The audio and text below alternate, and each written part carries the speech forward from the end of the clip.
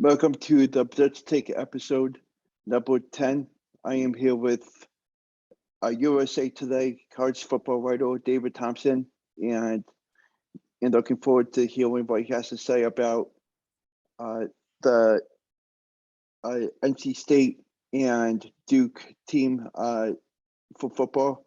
And welcome, and I'm glad you got to join. Yeah, thanks so much for having me, Alex. So my first question is, what are your thoughts on NC State's and Duke's schedule? As far as just who they're playing, or what do you mean? The matchups, like the most intriguing matchups and things like that. Well, I would say, and I cover NC State football a lot more closely than I do Duke, so I'm much more of an authority on that, even though authority is probably too strong of a word. I think looking at NC State's non-conference schedule, obviously starting with East Carolina in Greenville is going to be, a pretty intense matchup. That crowd's going to be geared up. It's going to be week one of a season with a lot of expectations. So that's going to be pretty interesting. Playing Texas Tech week 3. I think it won't be as good of a Texas Tech team as maybe we normally see out of the Big 12, but it's still a team that'll be able to move the ball and it's going to test them at home. And then week 5, the big one against Clemson in Death Valley.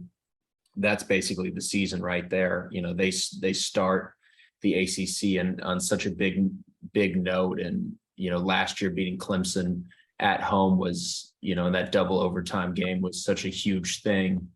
So if they're able to do that at Death Valley, all of a sudden, they become a real contender, not just for the ACC, but maybe even the college football playoffs. Devin Leary would start getting some real conversation, be in the conversation for the Heisman. I mean, that would just be, Clemson hasn't lost at home. I know they have the record right now, but I think since 2016. So, I mean, that would just be a huge moment for that program. And then obviously ending the season against a rival like UNC. We don't know what that UNC is going to look like yet, but that could be for, the stakes could be very high going into that. So and it's a huge rivalry game, had the crazy ending last year. So that'll be a lot of fun.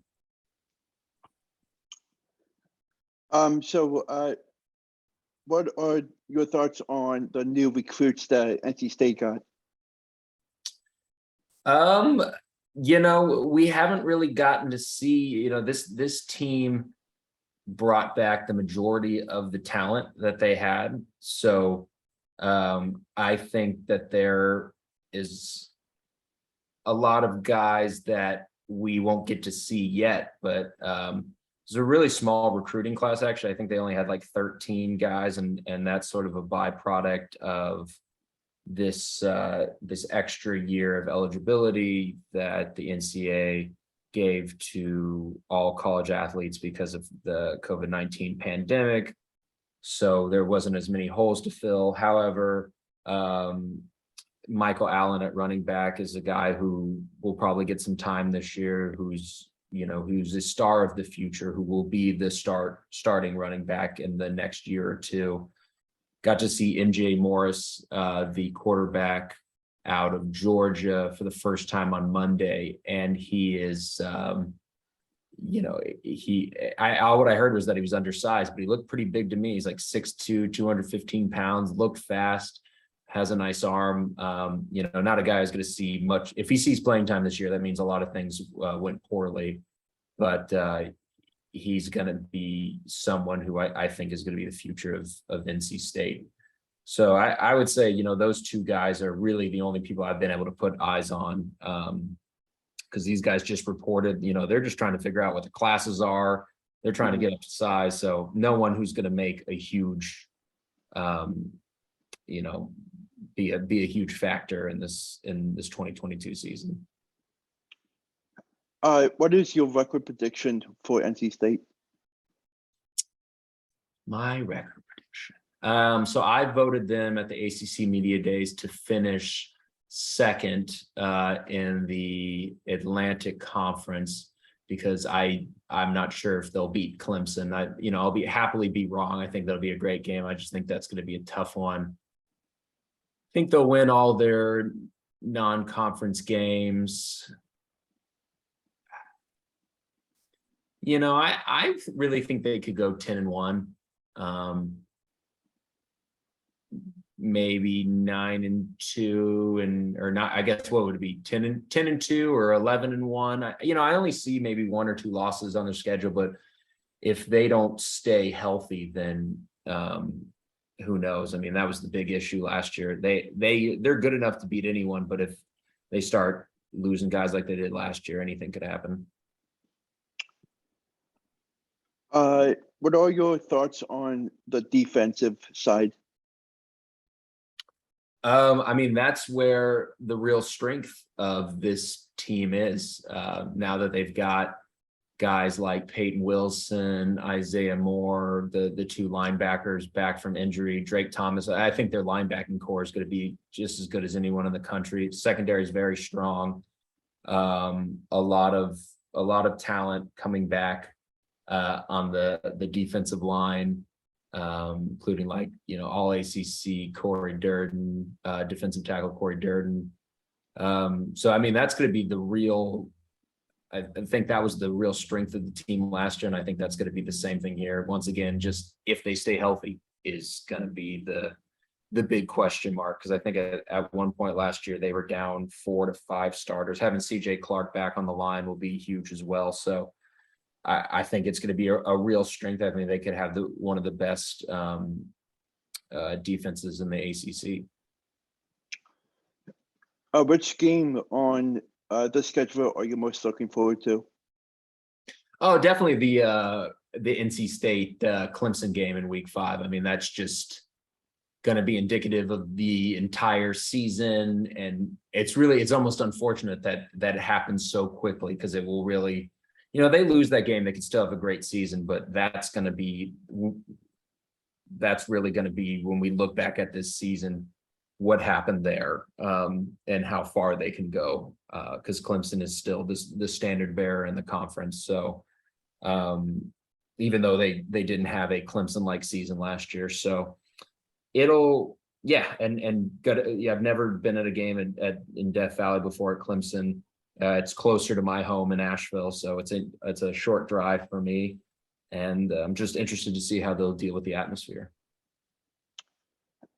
What is your favorite ACC stadium? My favorite ACC stadium. I usually base everything on the food that I'm served. So I'll say Boston College. They had a guy up there making his own clam chowder, and that was pretty awesome. Carter Finley is great. It's where I've spent a lot of time. Florida State Stadium was fine. Trying to think where else I was last year. I like Wake Forest Stadium a lot. It was nice. Where else was I in Florida? I went to Florida. Was it Miami? Did we go to Miami again last year? No. I was in Florida twice last year, and now I can't remember why.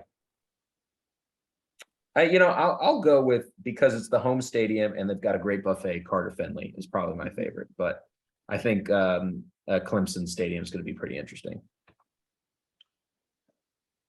My last question is, what are your thoughts on the other teams around the ACC?